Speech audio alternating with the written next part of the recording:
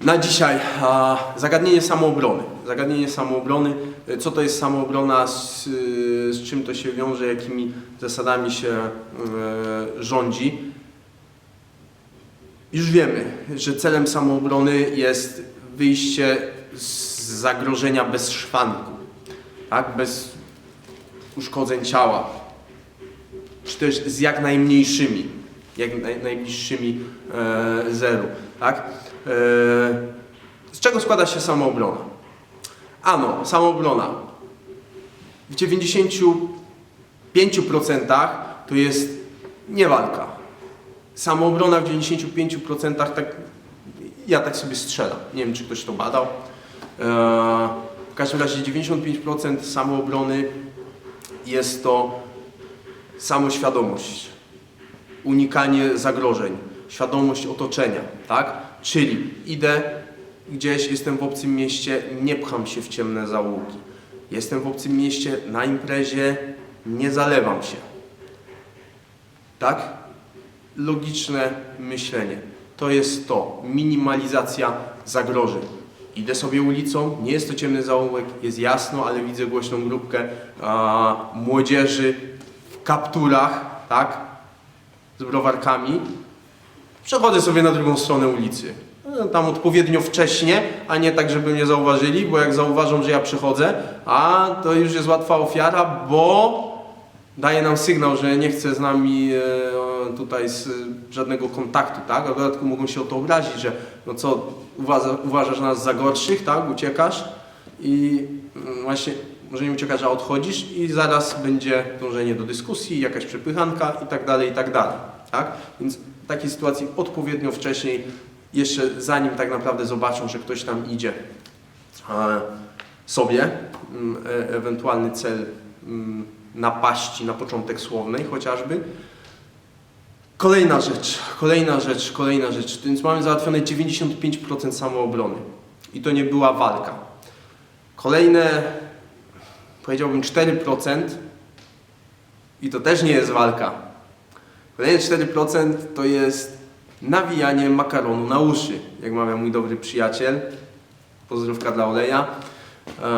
Czyli to, co było przy omawianiu Taikyoku-san. Ktoś mnie odpycha, nie wiem, stara się jakoś określić moją mamę, mojego tatę, mnie, naszą rodzinę, wszystkich na literę N, tak? I tak dalej. Nie reaguję, bo wiem, do czego to prowadzi, a ja chcę wygrać swoją samoobronę. Przepraszam, nie pomyliłem się. Oczywiście, przepraszam, masz rację, tak? Gadam z nim, gadam, może postawię piwo, okej. Sytuacja się rozmyła, rozwiała się, nie muszę walczyć, samoobrona jest wygrana. Dopiero ostatni 1% w moim przekonaniu to jest ta właściwa walka, tak naprawdę. Ostatni 1%, a nawet bym powiedział, że 95% to jest samoświadomość, 5% to jest nawijka.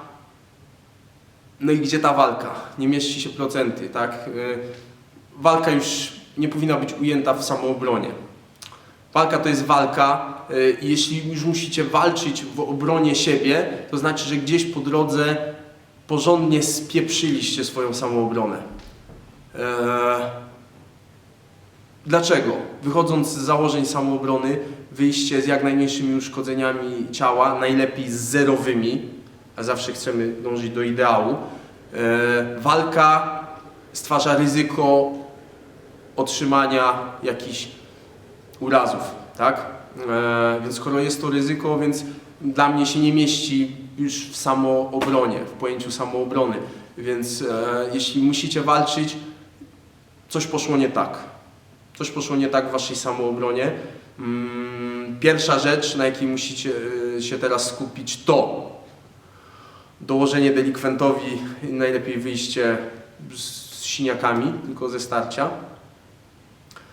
Druga rzecz, jaką musicie zrobić, to bardzo dobrze przemyśleć to, co było przed. Co ja miałem zrobić, żeby to się nie stało przede wszystkim, czyli na przykład skręcić jedną przecznicę wcześniej. Nie iść tam, czy nie iść tam. W następnej kolejności, co mogłem zrobić, kiedy już to się zaczęło dziać? Jak mogłem inaczej porozmawiać? Nie wiem, może zaproponować tego browarka, może go jeden raz więcej przeprosić, może sobie zażartować, w którym momencie musicie to przemyśleć. Tak samo jak zawsze po treningu kombinujecie w sparingach, a tu mogłem mu tam wsadzić jakiegoś hacha, tu mogłem jakimś sierpowym, tu mogłem go kopnąć, tak?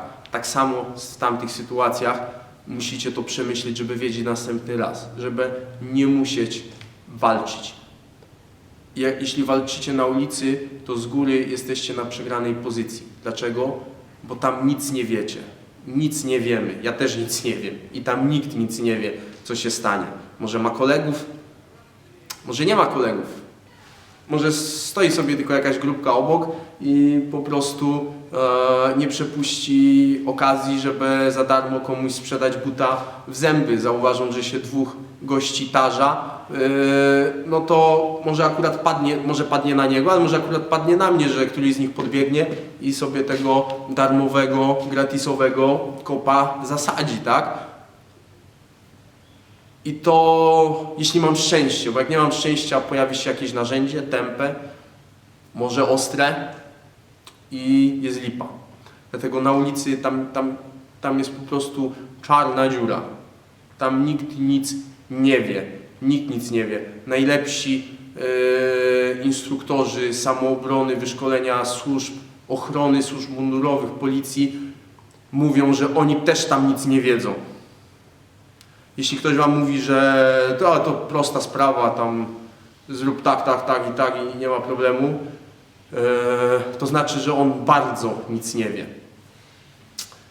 Pierwsze zapobiegać, drugie rozbrajać, trzecie dopiero